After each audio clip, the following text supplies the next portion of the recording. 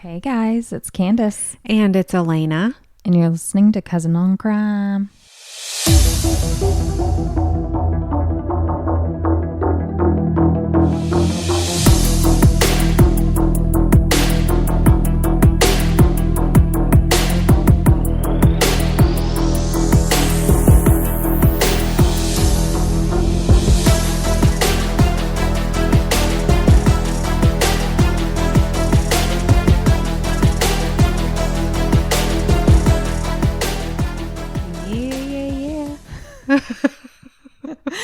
I'm pretty sure I didn't speak English just then. And then here I am. Yeah. You're a great hype girl, no matter what. Oh, I am not operating on all cylinders. I gotta tell you, I've been like forcing myself to get in the Christmas spirit. Oh, because it just up until like days ago, it didn't feel like Christmas. It was hot. I know. And we got a cold snap. So yeah, I'm feeling it. Kennedy came over to help me chop some onions and celery on the night before Thanksgiving. And she's like, tomorrow is Thanksgiving. Yeah. And I'm like, what is even Thanksgiving? Yeah. Yeah. It's like, what? Weird. It is strange. Yeah. Yeah, but I'm getting there. I'm rolling around with my heated seats on, listening to the Christmas music station. That'll help motivate. And like just seeing all the exhaust from the other cars. Oh, yeah. Like seeing your breath and stuff. That makes me feel Christmassy. Okay. So. Yeah. And your new neighborhood has lots of Christmas lights. And I mean, yeah, you've been moving and grooving. Like your house has become a home. And it has. So there's lots to do. There's certain things I need to do. Like I need to mount the toilet paper holder in the guest bathroom. I need to mount the towel rack in the powder bathroom. Mm-hmm. I need to finish putting the handles on my kitchen cabinets because there's like some cabinets that just I can't open at all because they don't have handles.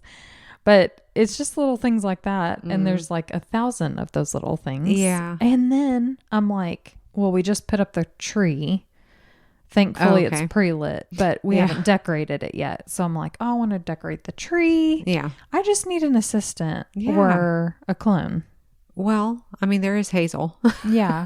Well, it would. All the decorations will be on the bottom half of the tree.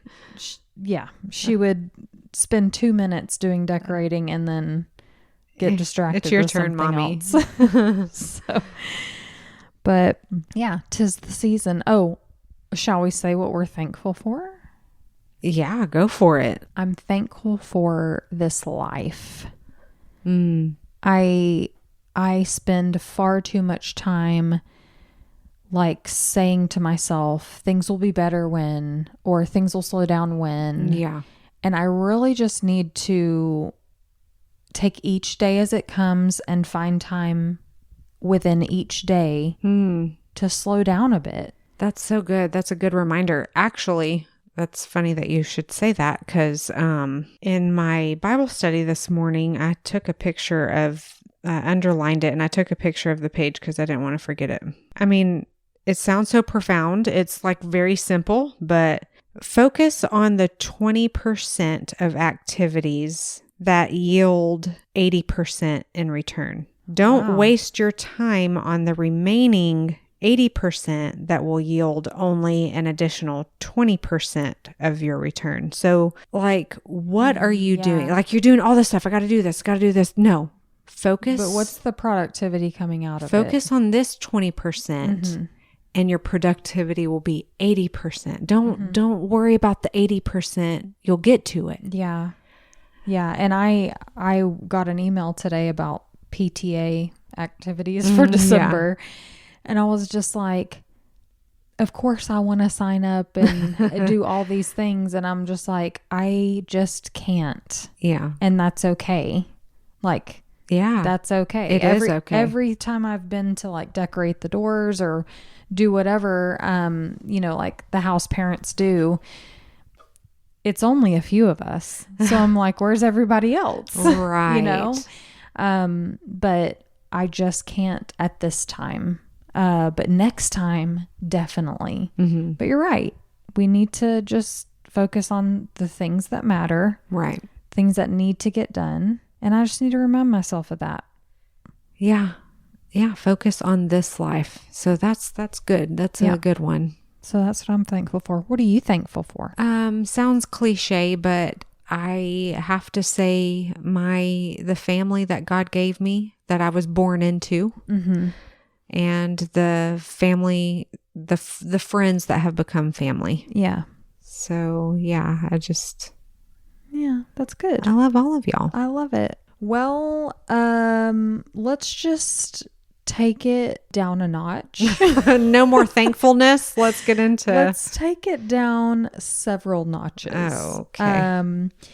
The only real way to describe the case today is shocking.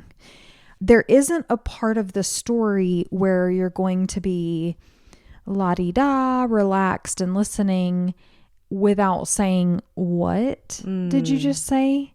Because this, like a lot of the cases that we cover, is a cautionary tale, but not in the way that you might think. This isn't the story of, don't trust anyone, or you never really know a person. These crimes may have never happened if it weren't for the failure of the system and someone close to the victims who should have known better. Oh, no. However, unlike most of our cases, I feel like I got to know the victim, one of the victims in this story. Maybe I learned a little bit more about her than the crime itself, actually. Oh, okay. So which doesn't happen a lot. Which doesn't happen often. Cool. So let's get into it. So our story unfolds today in Bend, Oregon. I've never been there, but you've never been there? I've never been there. That's really funny, Lena. It sounds like a beautiful place to live, but back in 2022, Bend was kind of going through some things. The housing had become so inflated that it drove more and more homelessness in the area. There was lots of fentanyl poisoning deaths. That was on the rise. Heartbreaking. Yeah. And it may have been 2 years since the COVID-19 pandemic, but the economy was still feeling the strain of the times. Mm-hmm. So much so that a major healthcare system in the area had lost millions and millions of dollars because of it. Oh. But among the hardships were the stunning, towering rock formations, sprinkled with wildflowers and surrounded by lush trees and waterways in Bend, Oregon. Beautiful there. And there was a girl. Oh. A very special, irreplaceable, beautiful girl named Angela Alexis Pastorino. Angie was born November 11th, 2003. When I think of that, I'm like, 2003, I graduated high school. What a sweet little baby. Yeah, so like 5 years ago. Yeah, right. So she was born in Cape Canaveral, Florida, to her parents, Jennifer and Dennis. Angela was said to be just a precious baby, full of joy and wonder. And by the time Angie was 2 years old, she had started climbing out of her crib. She just couldn't be contained. I mean, she just wanted to be with the people. She wanted to be doing stuff. Aww. Her parents would later find her underneath her crib, like playing and just, living. And that should have been their first clue as to the type of person that Angie would become. Aww. Independent, capable, and funny. Now, Angie spent her childhood growing up in Brevard County in Florida. She attended Challenger 7 Elementary School in Port St. John, which, what a cool name for an elementary school, because they were, the Challenger. Anyway, but she was involved in Girl Scouts. She loved to paint. She played softball. She played the violin. And she was in a Renaissance play at school. Wow. I mean, she loved spending time with her family. She loved live music. She loved animals. She liked to swim. You can just tell that she found joy in so many aspects of life. She just wanted to experience it all. She wasn't just a seeker, though. She was a helper. Her mom said that she'd give you the shirt right off her back. No. At just 11 years old, Angie joined fundraising efforts to help out a Brevard County sheriff's agent who had been wounded in the line of duty. So one of her friends did a lemonade stand to raise money. I don't know if she was personally affiliated with this officer, but Angie just dropped everything and jumped right in to help. That's just one example of the type of kid that she was. Now, I was fortunate enough to speak with Angie's mom and her uncle in preparation for the reporting on this case. Oh, okay. And her mom, Jennifer, told me that she's so thankful that she was able to have so many experiences with Angie in her short life. You know, they traveled, they went to Yosemite a couple times, Yellowstone, and they enjoyed the great outdoors in a variety of different places that they lived. So they lived in Florida, Kentucky, wow, New Jersey, and eventually Oregon. I mean, it takes a brave person to just move to a different place. So I know, but that's the thing, is it didn't seem like it took her long to settle into a place, like to make new friends. I mean, I think most kids would be pretty annoyed to have to move around. Right. I know I was super annoyed when we moved from Granbury to Fort Worth, which was like just an hour away. But to leave your friends, and make new ones. But this just turned out to be like, she just loved everybody and wanted to make everybody happy, it seemed like. And this turned out to be the best thing for her because she met someone that she just could not live without. Oh, really? His name was Alfredo Hernandez. And everyone who talks about the couple refers to them as inseparable. They were in love. They were best friends, which is just the best combo, in my opinion. Oh, yeah, for sure. And so by June of 2022, Angie was 18 years old and had been living in Bend, Oregon for about 6 years. She had just earned her GED in June from the Central Oregon Intergovernmental Council. Alfredo was right behind her. He just had one exam to go before getting his GED. And by all accounts, Alfredo was just such a sweet guy. He was mild-mannered, he was respectful, and just like Angie, Alfredo was always willing to help anyone if they needed it. Oh, I bet that's what attracted her to him. Yeah. And it was that culmination of attributes that led Angie and Alfredo to a small home on Mount Faith Place on August 16th, 2022. Angie had been living with Alfredo and his family at the time. So Angie spoke with her mom by phone, and her mom learned of her plans that Tuesday. Angie's friend's mom, 49-year-old Melissa Adams, was getting her house ready to put up on the market. And she was doing some home improvements here and there. So she asked if Angie and Alfredo would come over and help, and she would pay them. Okay. So they initially go over to her house to do like carpets. I don't know if it was ripping up carpets, replacing carpets, or what have Shampooing you. Carpets. Shampooing. There's something with the carpets. But you know, when you start moving things out, you start noticing, oh, there's a hole here. So they knew it could be more than just the carpets, and they were totally down and eager to help with whatever she needed. Gotcha. So they went over, they were helping Melissa, and well, it wasn't just Melissa living at the house. there was a man that had been living with Melissa for a very short time. And I do mean a very short time, because she had only really known this guy for like a month or so, apparently. His name was Wesley Brady. And I'll tell you all about Wesley in just a little bit. But for now, let's continue with the story. Okay. So after being at Melissa's house for a bit and doing the carpet or whatever they were doing, Angie and Alfredo left the house. They had been using Alfredo's mom's car that day, and his mom needed to go to work. So they took the car back, dropped it off.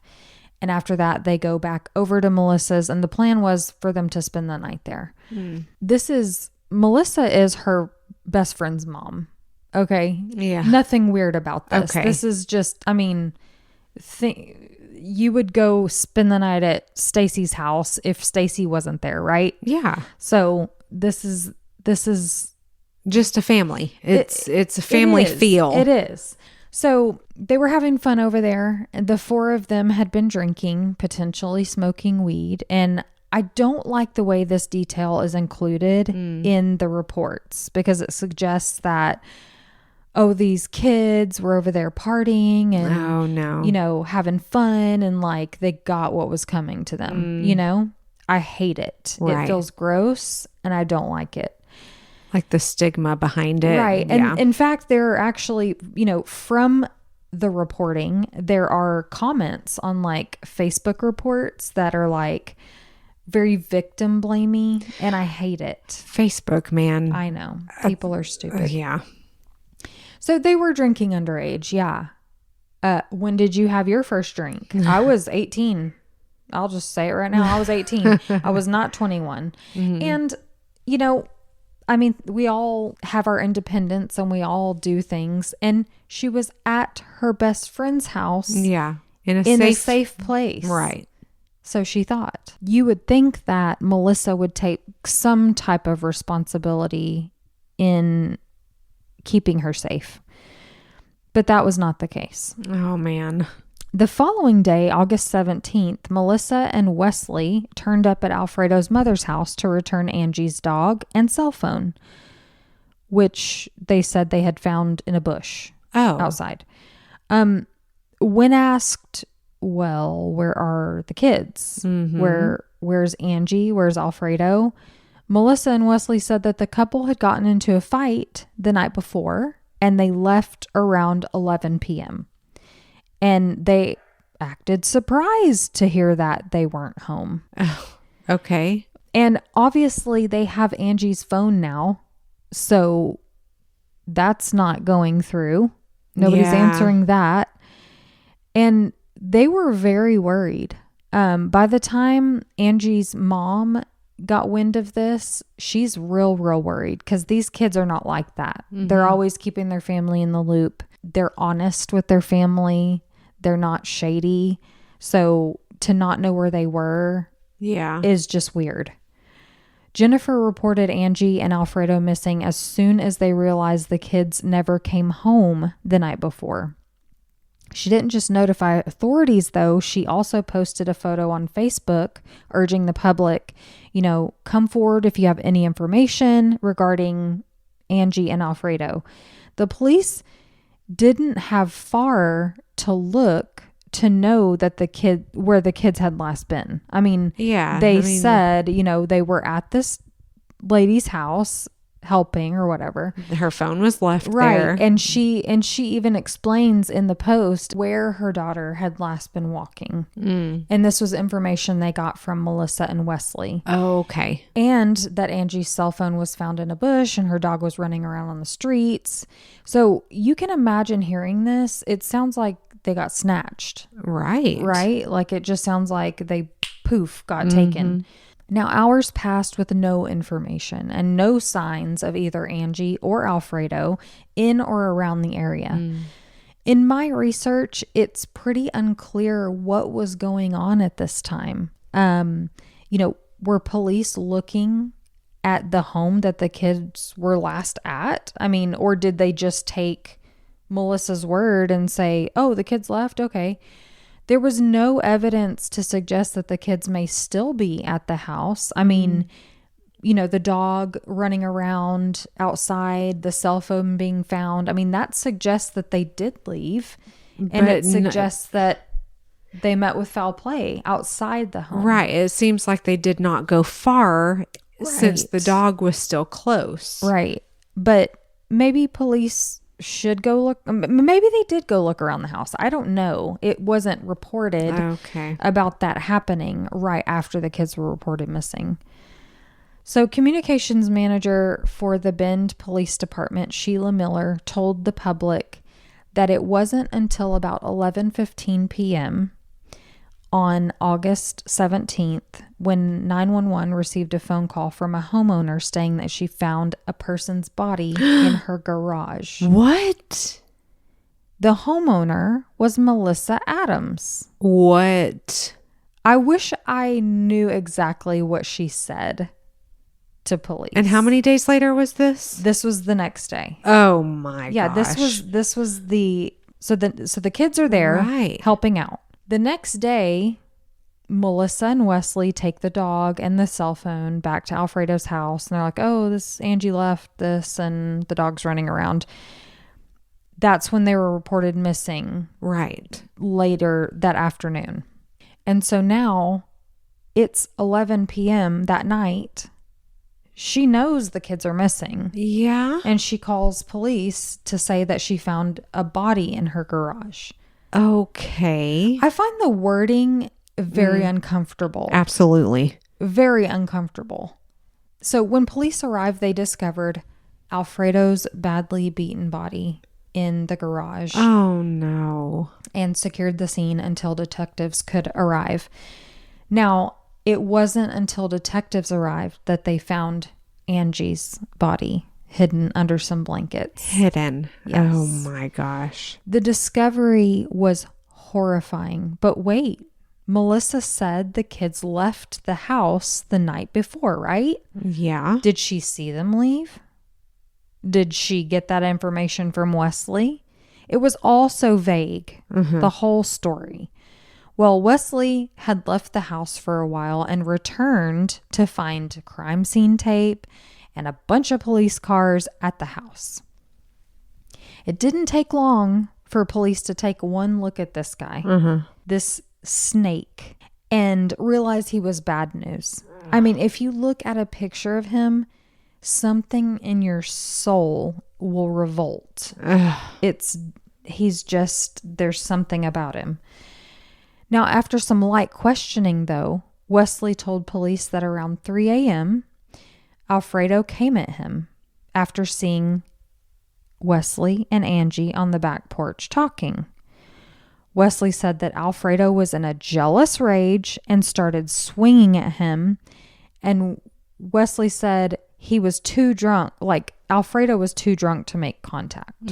So Wesley also admitted he was pretty drunk, but he remembers grabbing a piece of nearby wood and hitting Alfredo in the head. Now, the first blow threw him for a loop. The second blow knocked him off his feet and down to the ground. And the third blow knocked him unconscious. Okay, so you had to hit him a third time. Right. Seeing this, because Angie's right there, Angie jumped on Wesley and starts hitting him and screaming and saying, "Stop it, stop." She's trying to protect the love of her life. And instead of snapping out of it at this point, like this heated moment that he had, maybe he was in the heat of passion and just hit Alfredo. Instead of snapping out of it, he began to punch Angie. He took her to the ground and strangled her. What? I mean, that escalated real fast. Right. He wasn't trying to get her off of him. Like, oh, there's this 18-year-old little girl on me. No, he was trying to kill her. And that's exactly what he was going to do. Oh my gosh. He duct taped her mouth. Okay.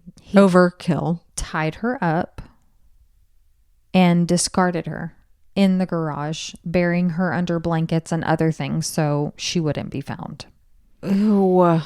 Now, Alfredo was still alive, and Wesley told police that he posted up and watched for 2 hours as Alfredo struggled to breathe, my gosh, to live. Wow. 2 hours he watched that poor kid suffer until he finally stopped moving. Like, yeah, that's not human. Like, where is your humanity? That is sick. It's next level, like, deranged. Oh, yeah. Now, reports indicate that while this was all going on, because remember, Melissa's home, she had passed out on the couch and didn't hear any of this. She was drunk. She passed out on the couch and she didn't hear the screaming, the beating, any of it. When she woke up the next morning, the kids were not home, and she claims that's all she knows. I'll go ahead and say it. I don't believe her. Yeah, I agree with you. So sue me if you want, but I don't believe you. And now this is about the time where I should tell you that Melissa Adams was a therapist. What? She had apparently worked. I saw one report that she worked as Wesley's therapist at one point. Oh, okay. So she dang therapist relationship should have known. Oh, yeah. The type of person that she was letting into her home. Oh, my gosh. That is even worse. Right. And she was the mother of Angie's best friend. Like, she'd known Angie for years. Angie was over there often. Angie's mom was in contact with this woman.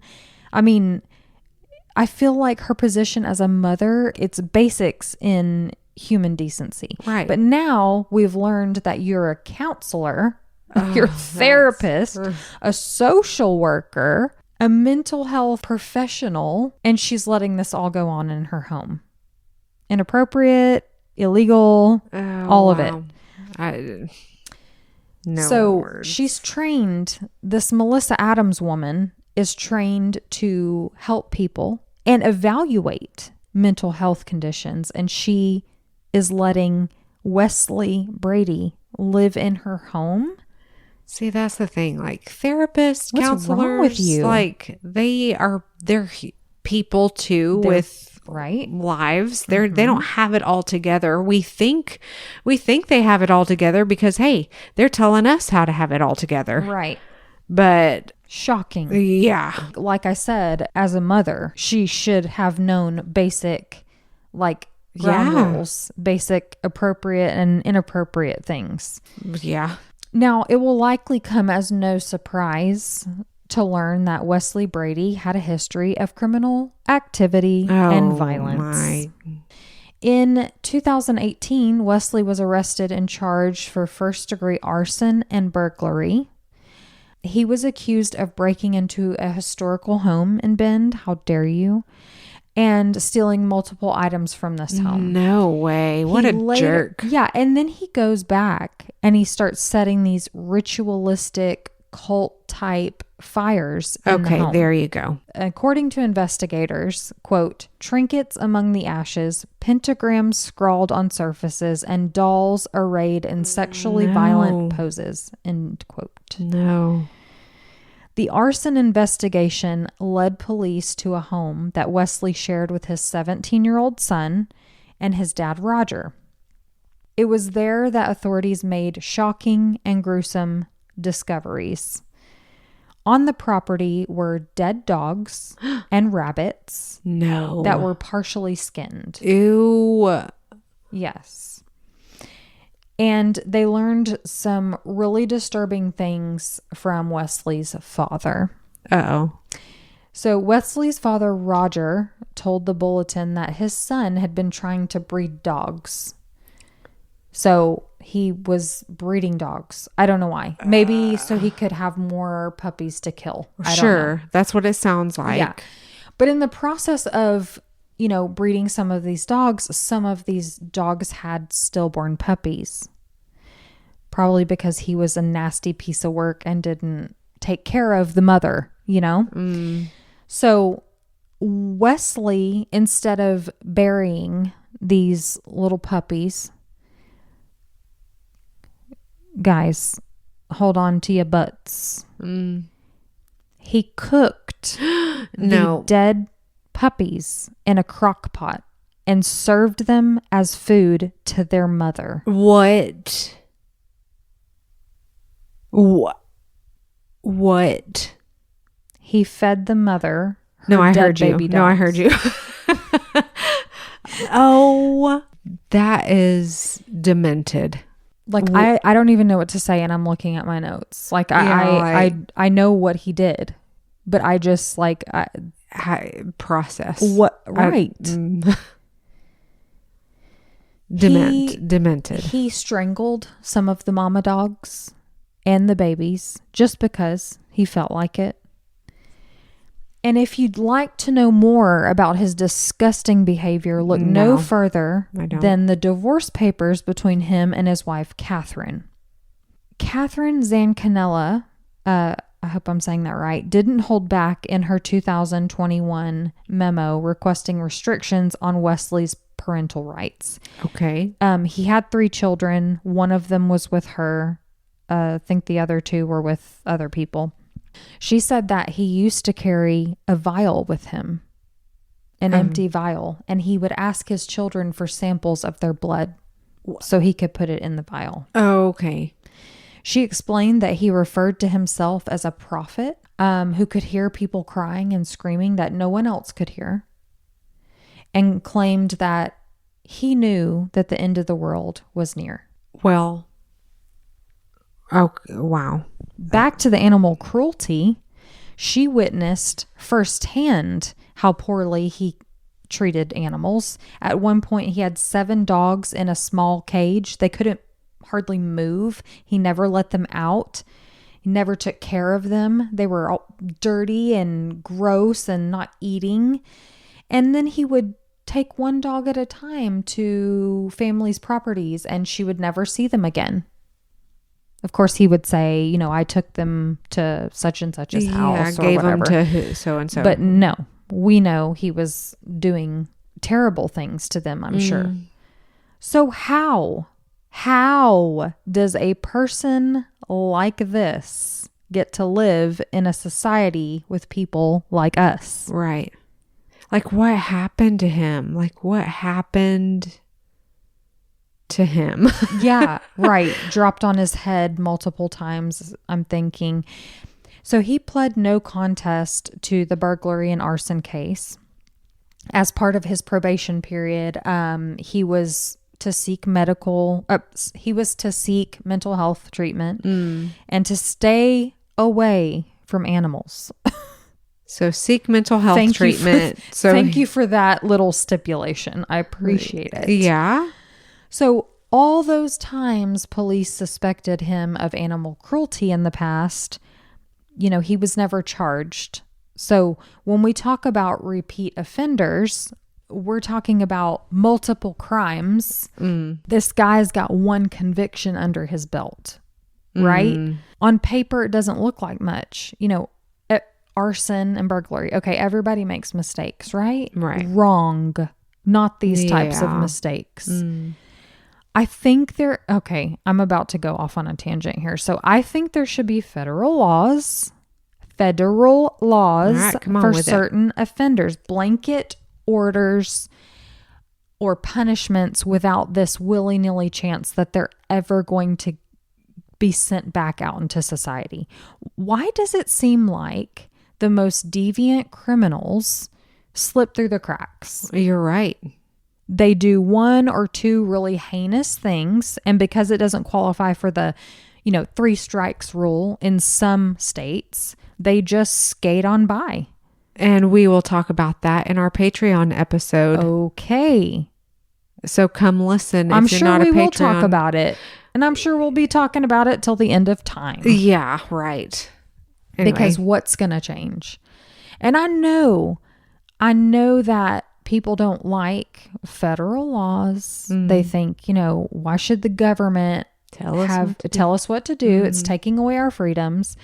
But some things are in everyone's best interests. Yeah. Okay. I know people will snark at this next one, but I think we should categorize offenses and let that determine the fate of an offender. So child sex crimes, category 1, castration, okay, and indefinite confinement, or burned at the stake. Oh, that sounds good. Burn them at the stake. Okay. No, there's no rehabilitating a sexually deviant person. Same with psychopaths. There's, no attempt to rehabilitate a psychopath would be fruitful.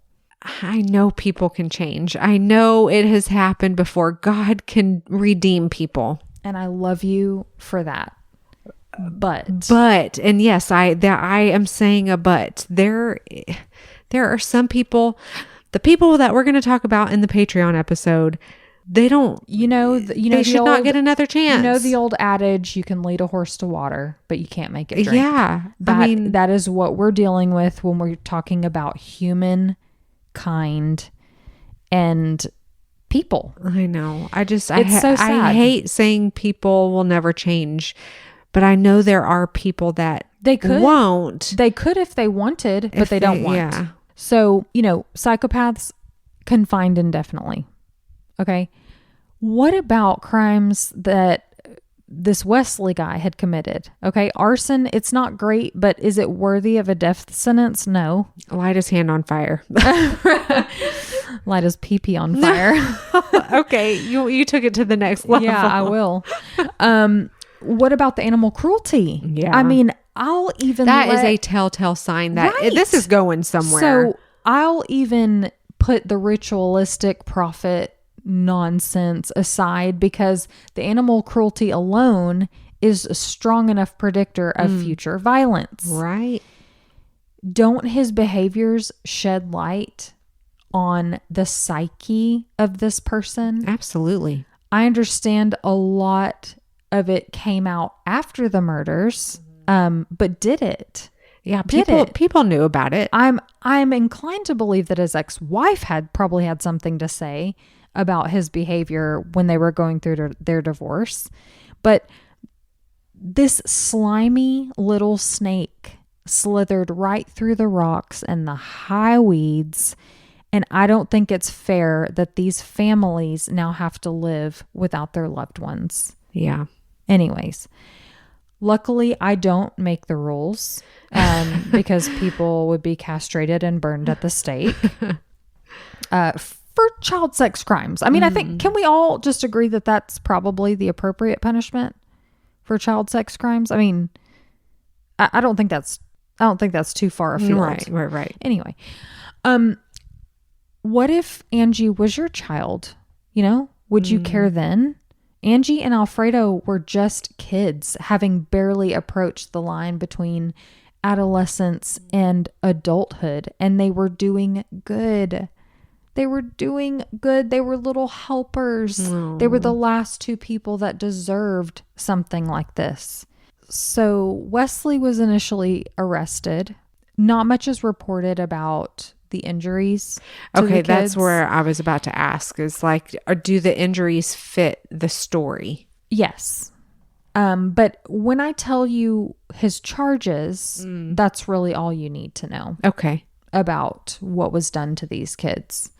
So his charges included first-degree murder, of course, sodomy, sex abuse, strangulation, and tampering with evidence. Oh, wow. Right. This is an interesting one because Wesley copped to it pretty quickly. He admitted to what he did, and the investigation wasn't drawn out. It feels like it was kind of open and shut. And I feel like that robbed the family of so many answers. Okay, yeah, I can see that. So was it like he was proud of it? No, I wouldn't say that. He just was like, yeah, I did it. He did express remorse, and Angie's mom told me that he said that Angie's face haunts him, and let's hope that's true. Oh, wow. So she got to talk to him? I think that was probably in court. Oh, okay. That he said that. He pleaded guilty to the killings, and he was sentenced to life in prison in 2023. 2 counts of first-degree murder and strangulation, according to the court records. he's serving his time at Snake River Correctional Institution. Fitting. In Ontario. Exactly. Snake. As part of his pleading guilty, he has waived his rights to appeal. He's not eligible for parole, and he's not eligible for any of those release programs. So, no Christmas shopping for the family. Well, blessed be. Right. No leaving, on a work, excursion. No, let's leave the work for the law-abiding citizens. Well, Thank you. This is the way it should be. Right. Let's just say that. Exactly. Now, I don't know much about Alfredo. There's not a lot of reporting on Angie and Alfredo as people. I mean, so much of what I know about Angie comes from her family. They have kept her memory alive. They have posted on Facebook and forums, letting the world know what they lost. Aww. Her obituary was really sweet. Her grandmother remembers the last day she saw her granddaughter. She was helping her pull weeds in the yard. It was February, and Angie and Alfredo was there. They came to see her in Florida. I was about to say February in Oregon. Yeah. Well, but listen, February in Florida is cold. Yeah, that's the only time it's not as cold as up north, though. Right? Exactly. This was like her trip to introduce Alfredo to her grandma. Oh, so they all went to Texas Roadhouse, where they snapped the last picture that they'd ever take together. Her and her grandma, and her uncle Ryan adored her, and she adored him. This is her mom's brother. He just gushed about her to me and just told me about how she was so helpful and funny and always had a smile on her face, always happy. That's so sweet. I love that they have those memories with her. I know. And I was talking to her mom last night, actually, and I was, she said she was so thankful that she has all those memories and that they did so much. Like, they traveled and did all these fun activities, and I just thought, he can't take that. Yeah. He's taken so much already, but there's no way he could take those precious photos and memories. And they actually, Angie's sister made this big collage of pictures of her. Oh, that is so sweet. It's so heartbreaking that this monster, this is what the family calls him, the monster, was allowed to be around their children. Yeah. It's shocking. I mean, he's ordered to see or to get mental help, and that's the very person who allowed him to be in the vicinity. Oh, and can we talk about the fact that Melissa herself has not faced any charges whatsoever? What? In any way, shape, or form? What did Wesley say? Oh no, she didn't have anything to do with it. I don't know what he said, but the police told the family that there was just nothing, no evidence to suggest that she had anything to do with it, had any knowledge of the situation, or was awake when it happened. And maybe, like, what if, so if Wesley left the house and then that's when she went into the garage and discovered them there. Like, she didn't go into the garage at all day long until 11 o'clock at night. Okay, but where's the charge of supplying alcohol to minors? Where's the charge of endangering a child? Or I don't know the charges in Oregon, but there's got to be something. Well, that is a point for sure. And she sold her house and hightailed it. Especially as a therapist, as a counselor. Exactly. A professional. Exactly. You should be held accountable to like the alcohol. Yeah. All therapists, all doctors, all nurses, all professionals are mandatory reporters. Yeah. She should have known that she was putting kids in a harmful situation. Yeah. In the presence of someone who was disturbed, to say the least. And fine, if you want to have that guy in your bed, you want to hook up with him, fine. Nobody cares. Don't bring other people into your home and expose them to this madness. Yeah, that's sick. Yeah, sick. Absolutely sick. So he's put away, but that doesn't make me feel good. It doesn't make me feel good. Like this could have never happened. Yeah. Now the families of Angie and Alfredo are keeping their memory alive. Something I need to tell you about Angie is that she used to go to the SPCA and read to dogs. Oh, how cute is that? Is she not the cutest? So to honor her memory, her family has, they do these dog treats. And so they hand out little bags of dog treats to people every year. So sweet. Yeah, I know. She would have loved it. Yeah. And I love that they're doing that. So there's also a lawsuit that Angie's family and Alfredo's brothers have filed. Okay. Alleging the assault, battery, negligence, and wrongful death. Okay. So this is a civil lawsuit against Wesley Brady. Well, it needs to be against Melissa too. Yeah, she should probably be named. Yeah, absolutely. I'm shocked and horrified that she just got to sell her house. Well, I would too if I was in her position. I would too. But I wouldn't. I wouldn't just leave this family like that. I wouldn't have been in that situation in the first place. But well, okay. This woman, is she still practicing? She better not be. Ew. Melissa Adams. Yeah. Ew. She actually lives in Portland now.